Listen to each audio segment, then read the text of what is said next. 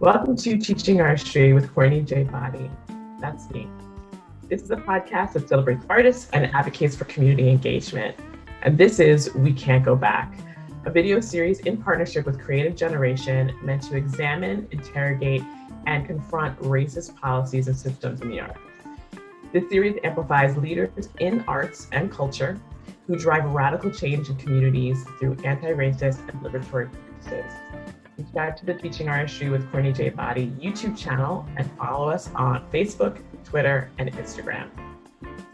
I identify as a Black cisgendered woman. My pronouns are she, her, and I am uplifting and paying respects always to my ancestors from across the African diaspora, stolen from their native lands and brought to the US and throughout the last 400 years at least. Today, I'm specifically thinking about Black women who are activists, who are artivists, who are upholding this country's promises of democracy so that it actually supports everyone. Thinking about Stacey Abrams specifically, but I know that there's a whole crew, an army of women and others who are supporting these huge efforts, especially in the upcoming runoff election in Georgia. But let's face it, without their support, who knows what this election would have looked like.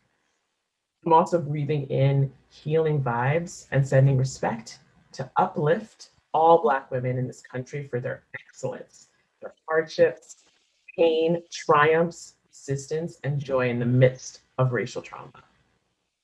I have the privilege to work and live on the stolen lands of the Munsee, Lenape, and Canarsie nations here in Brooklyn, for which I am very thankful for. And I am paying respect and uplift the Indigenous diaspora that is also woven into my DNA through a network of solidarity and love. Let's welcome our guest, Idris Goodwin. Hi, Idris. Hello, Courtney. How are you?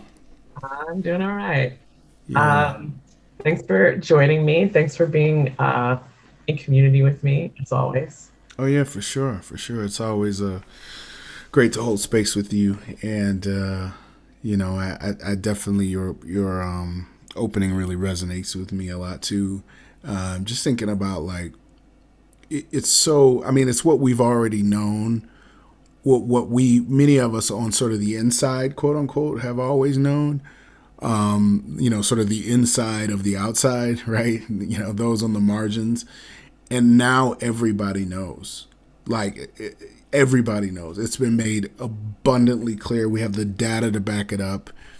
And there is no further question. And it feels like a victory, but it's also sad, that for so long, so many people were not given the benefit of the doubt, ignored, silenced. And I just think about, how all the backs and the shoulders that we stand on, and just how they couldn't fathom where, this moment that we've come to, and what simply having someone acknowledge them, listen to them, and give them the benefit of the doubt, what that would have meant to them, It's a lot of heavy thinking, It's a lot of heavy thinking for a lot of us, just to think about, okay, what happens when folk actually are like, yeah, okay, you're right. Now what? Well, I think, yeah. the beautiful thing is that that's why, we're doing what we get to do, right? The different platforms that we have. I want to make sure that before I didn't want to cut you off, but I do want to make sure that you introduce yourself. Oh, yes, of course. Right. So I'm that comfortable with you. You see what I'm saying? I'm just that comfortable that I'm just like, hey, it's just you and me and no one else on the planet right now. The other thing is that you're not a stranger to our audience, right? Like, you've been on this podcast multiple times, and we've been in conversation for a while, and you are one of my favorite people ever. So but for those that you never know, we might have new folks. So why don't you tell us what your role in the arts is, and, sure. And more specifically to this show, what are some ways that you embed anti-racist practices into your work? Yeah, let me introduce myself again. My name is Idris Goodwin, he, him, his. I'm broadcasting from Colorado Springs, Colorado, which is the unceded territory of the Ute and Cheyenne peoples. I serve as the director of the Colorado Springs Fine Arts Center at Colorado College, which is a multidisciplinary arts organization, performing arts, visual arts, and arts education that resides on a college campus, a liberal arts college campus, Colorado College. I am a Black male wearing a pair of headphones, and I have a luxurious head of Wakanda vibranium enriched black hair. No, I'm kidding. I'm very bald. But anyway, so that's me. The reason, once upon a time I was a professor at Colorado College. I taught for 6 years in the Department of Theater and Dance. It's a relatively small school, and Colorado Springs is the second largest city in Colorado, but it's a very sort of segmented. It's very stretched. It's a very car city. It's very chopped up, and so there's not a sense of it's harder to find community here, like outwardly. And so I wanted to do a lot more work in community, in the civic space, with arts and engagement, because for me, I was sort of reared in the fundamentals of sort of the grassroots ideas of hip hop, which is that we use the arts to engage people in a different way than sort of the Western tradition, that we use access and participation in the arts and the hip hop tradition. We invite the audience, the people, to express themselves, right? So when I say this, you say this. Let's let the circle form. Let's let MCs MC. Let's let dancers dance, and that whole concoction is the event, right? It's not just about one person; it's about the squad. And so for me, I basically realized that we can celebrate and normalize difference and the diversity of the planet through that practice. Meaning that I, as a MC, as a rapper, I participated in many ciphers in my life, and at no point does anyone ever stop the beatbox and say, "Where did you go to school? What is your class? What is your race? What is your gender? What are your pronouns?" We just are like, can you express to this beat? Can you get into the cipher with this beat? And that's it. And we'll ask all those questions later. But right now it's about the cipher, the space, the transference of energy and individuality in this communal space that is non-hierarchical. And so I've seen all different walks of life in the cipher and traded rhymes with before I even knew these people's names. We communicated on another level. So to me, that's what the arts can do. I came back to Colorado College for this position because I was living in Louisville for 2 years running a children's theater there. I came back because in that time I was gone, Colorado College committed itself full-throated to anti-racism. Now, this is before that word had become as, in the zeitgeist as it is now. I mean, so this was like 2019 maybe, So like, Ibrahim Kendi had his book out, but like, you didn't see 9, 10, 11, 12. Like this recipe book is anti-racist. Like everybody doing it, right? And they were really on that. And and it wasn't perfect. Like they didn't know exactly how they were going to do it, but they just said, we know this is important. And that's when I was like, I would definitely go back. And when the opportunity to apply for this job came up, I jumped at it because I was like, in order for us to undo the centuries of damage that racism has done, it's going to take, racism was not invented and fostered on its own. It had a lot of help. It had a regime. It had people. It had, and so it's going to take a regime and a coalition to undo it. And it's going to take us a long time. And we may or may not see it in our lifetime, but I'm going all in on trying to actually see that moment before I die, before I leave the planet. Like shortly after George Floyd, you moderated a town hall that was hosted by TYA USA, or Theater for Young Audiences USA. And you talked about the fact that you were running a children's theater. So thinking about kids, thinking about theater, thinking about that particular conversation that brought together esteemed colleagues Um, at that point, I was feeling real funky. Mm. Like I'd been working for almost a year, trying to make some change within my own institution.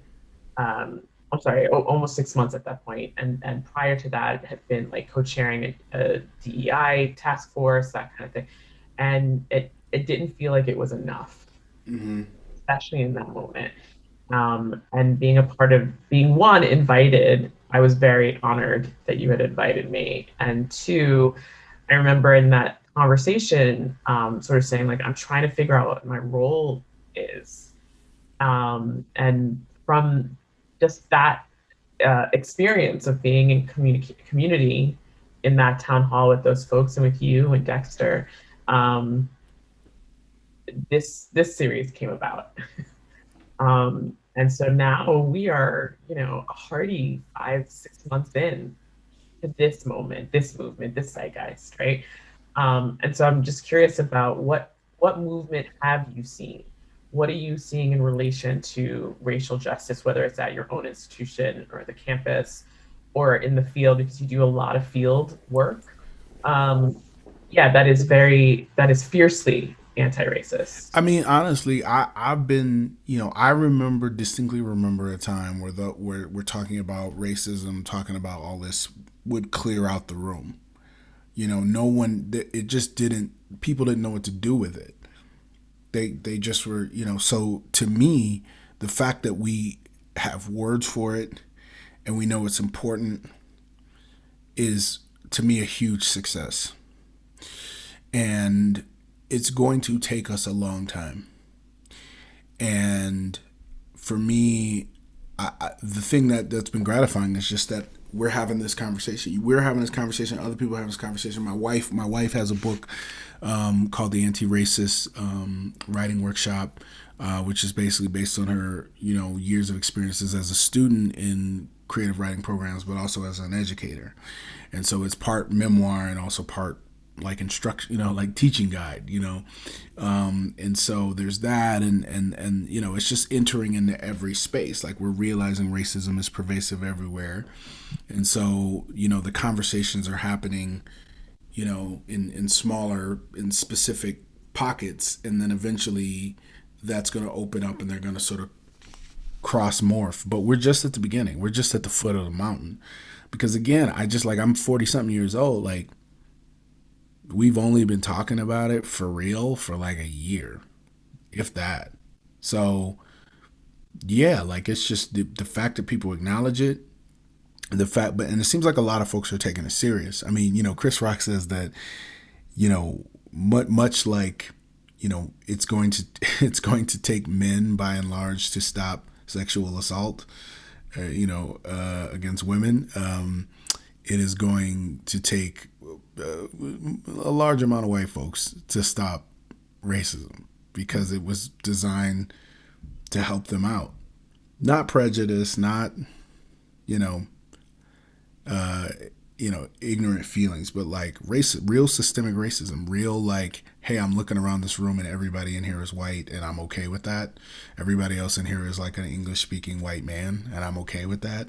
Until we can undo that, where people are like, I'm not okay with this and I need to know why this happened and why this is, and we're going to make sure this doesn't happen. That's when we really get the change.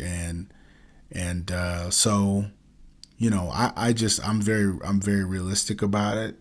Not cynical, but just very like, we've got hundreds of years of this that's been going on, and obviously, there's been a lot of movement of the needle and successes before we had terms like anti-racism. But now that we have a term like anti-racism and a whole field of study and philosophy behind it, we can do this. Like, we can do this. Like, we can, by and large, eradicate, by and large, this poison, like, it can happen in our lifetime. What do you want to see? Like, how do you chip away? I have two metaphors I'm about to drop. Two metaphors. Talk to me, playwright. Bring it. Uh, One, you said we're just at the bottom of the mountain. So how do we get to the middle of the mountain? One, oh wait, what? Oh, I lost the other one. Oh well, that's it. That's all I got. Everyone has to recognize that it's real and that it's a problem. Everyone has to know the difference between anti-racism and like equity, diversity, and inclusion, right? That's where we're at right now. Right now, we're all trying to get on the same page in terms of terminology and acknowledging that it's a thing. Because there's still some systemic racism deniers. There's still some like, well, we're all the same. I've had hardship too. You know, we're now in the campaigning stage. We're campaigning for, you know, we're making, you know, evidence. Like we've got evidence that this is a thing, and an overwhelming number of people concur and believe it as well. And so that's number one. That's where we're at, and that's not nothing. Another big piece of it is for me is I'm trying to pillar my institution and really all the spaces that I'm engaged in, pillar it in such a way where the values of anti-racism are woven into the values of the institution so that something like racism can't even happen. You know, it's like racism cannot take root in this soil because it's enriched with all the things that are not racist, you know?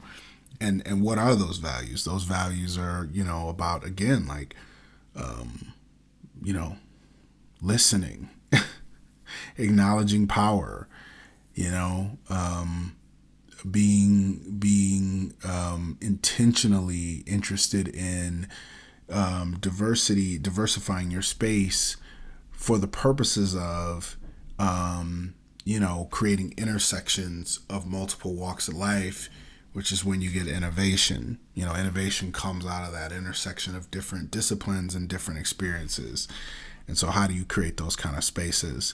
And so, you know, to me, that's how we get to the middle of the mountain. And that's why I think it's doable. Because, you know, I've seen the work that, you know, for me, this, you know, Between the World and Me sort of set the stage for How to Be Anti-Racist, Ibrahim Kendi's book.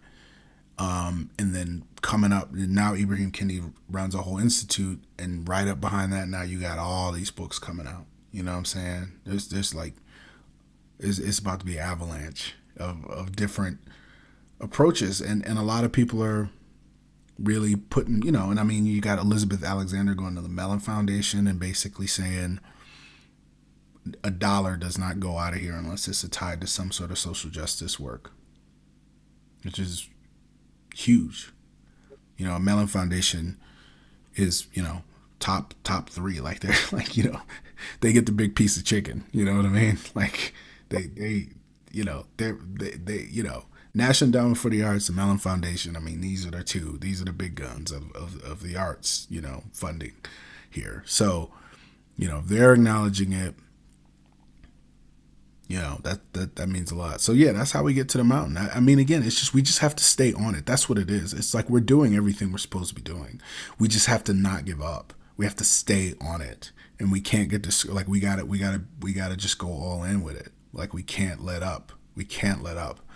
And you know, and some of that too is also just supporting each other, bigging each other up. You know, advocating for each other and all of that. And we got to just have each other's back for real. And by us, I mean believers, people who know it's real, people who are who believe it and believe that we can get to the top of this thing, actually.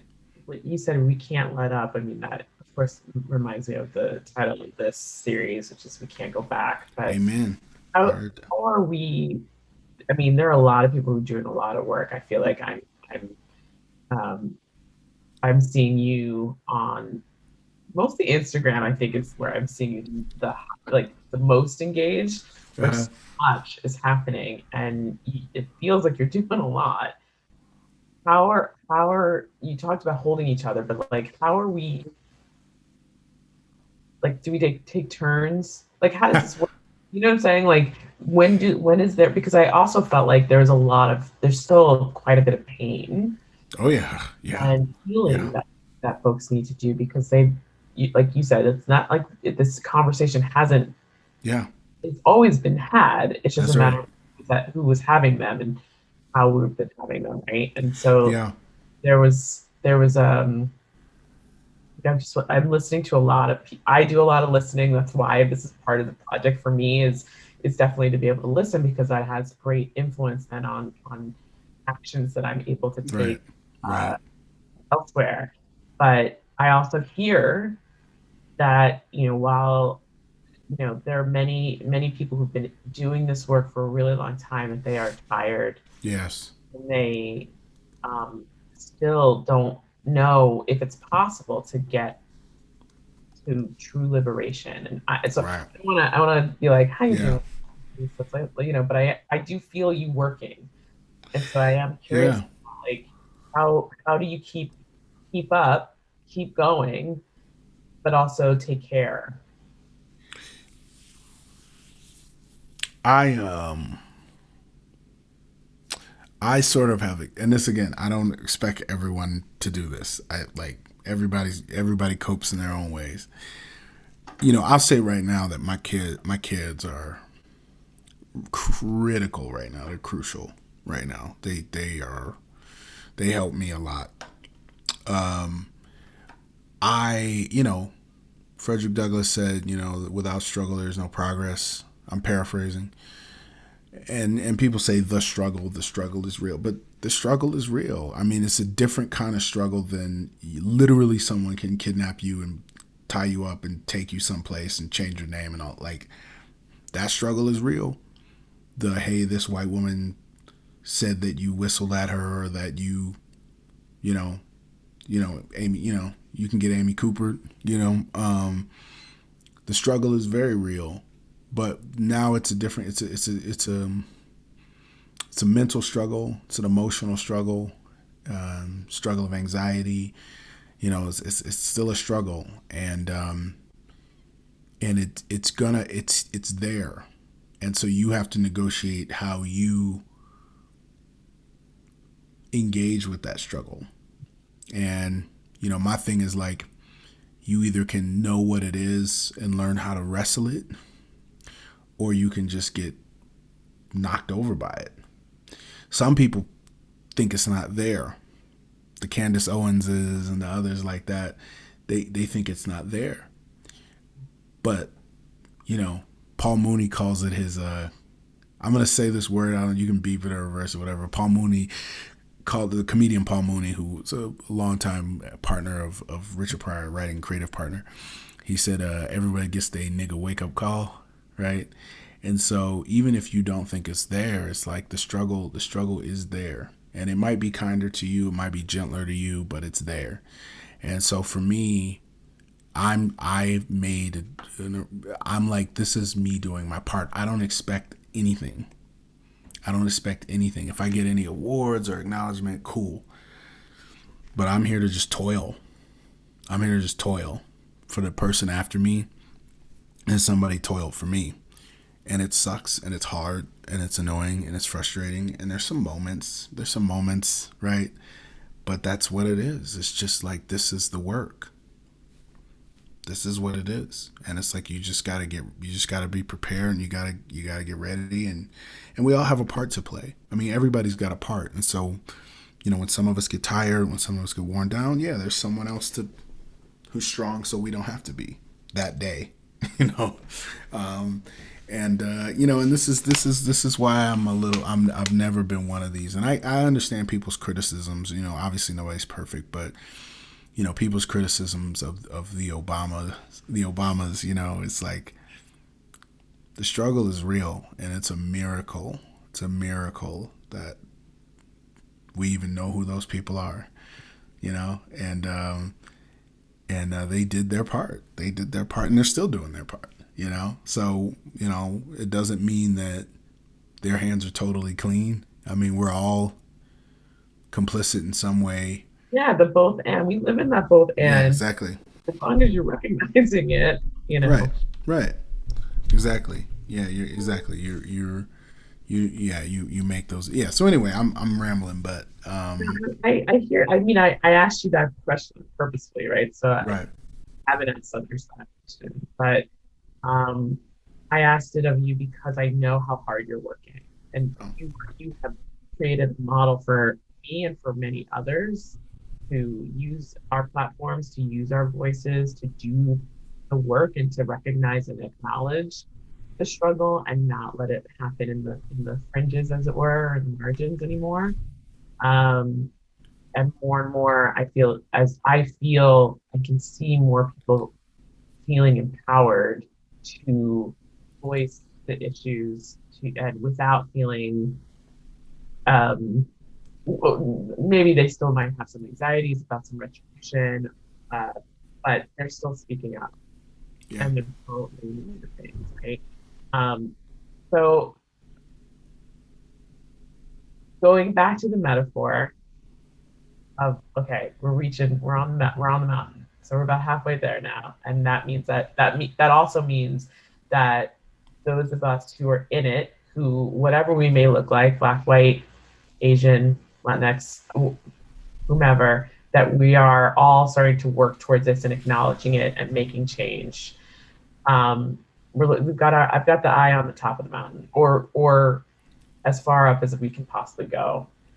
What does the I'm going to mash two questions together, actually. What do we need to do? Like, where are we going? What do you want to see happen as this movement continues? And where are we ultimately going? What does a racially just and liberated world look like? You know what's funny is that it's not, for me, it's not a utopia, right? And I'm not imagining a world without any complication.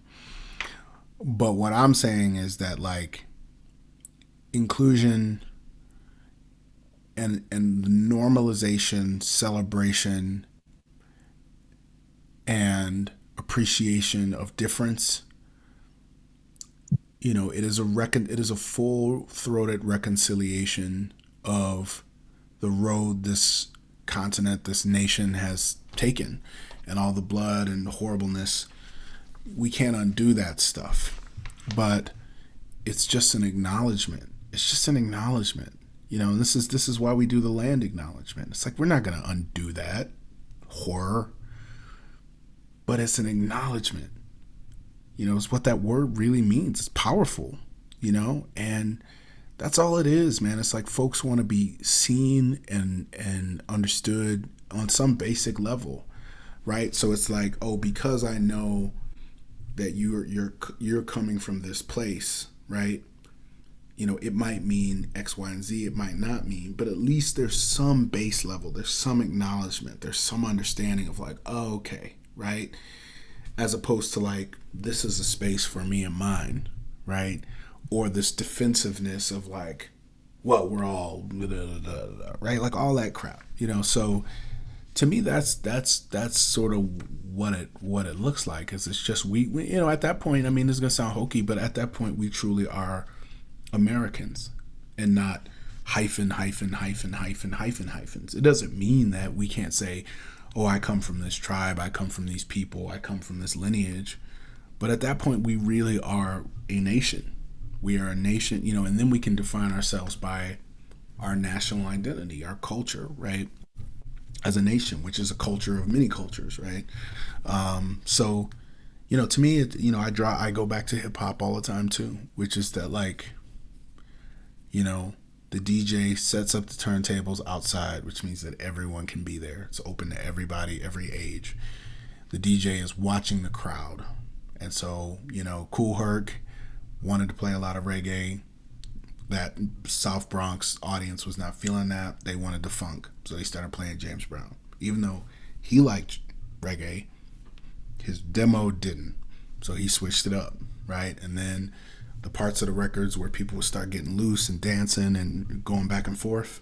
Okay, how do I isolate those moments, right? And then poets start getting up and telling their story. You know, it's that kind of thing where everyone can participate, you know, and there's enough room for everybody. And it doesn't mean we're all the same, but it just means that we're given at least the same amount of consideration, the same amount of opportunity to contribute something to the collective space. So that's what it feels like and looks like to me, and that's why I can see it so clearly, and it's so friggin' doable because it's so natural to me. Like diversity is natural. It's a natural, normal thing, and friction is okay. Like, you need friction, but genocide, gentrification, prison industrial complex, unequal pay, all that crap, that's not natural. That's abnormal, So we know, like, that's the thing about it. It's like we know what switches to hit. It's like that scene in Jurassic Park where Samuel L. Jackson has to go to this other building across the other side of the park and just hit a couple switches. And he doesn't make it. Spoiler alert, he doesn't make it. And so then Laura Dern and the Australian hunter, they go after him and try to do it. And it's like this very tense, dramatic scene, right? But they know. It's like, it's not easy to get to the switches, but it quite literally is. Like, we just need to hit these 5. We just need to hit these 5 levers, right? And so we just got to watch out for the velociraptors. In this case, the velociraptors are white supremacy. I want this to go on for much longer because I feel, while this was, I felt like this was us just like jamming. Yeah. Doing the show. I always love being in community with you and talking with you. Thank you so much. It's my pleasure, Courtney. I appreciate you always reaching out and making space. And, it's I feel like we're in this conversation together. I think we're in the positions we're in for a reason at this time. At the same time, it's exciting to me, because we need each other, and we're going to do it together. And, good luck. Hey. And Veep. Thank you all for watching Teaching Artistry with Courtney J. Boddie. This conversation will be on the audio podcast. So if you haven't already, subscribe to SoundCloud, Apple Podcasts, or wherever you listen to podcasts. And I'm really, really intrigued by this metaphor of the mountain and the cipher. The beautiful thing about a cipher is it's in a circle. That's right. So we don't have to go back. We That's can't. right. We won't. Nope. I'm not going to. Nope. So. Can't, won't, not gonna. Can't make it. Gotta keep it moving. We gotta evolve. I mean, this is our moment to, every generation moves the needle forward, and it's our turn. This is on us, and this is this is us doing it. Like, this is us right now doing it. We won't go back. We can't go back. Onwards. Now is my time to shine. When your time comes, don't postpone it. When others doubting out, you don't condone it. Truth be told, yourself is your toughest opponent. When your moment comes, grab hold and own it. Never let go, stand tall and hold tight. Overcoming obstacles is the objective in life. Doubters all the night, and unto them you shine bright. Cause inside your head, on goes the light. Ignite.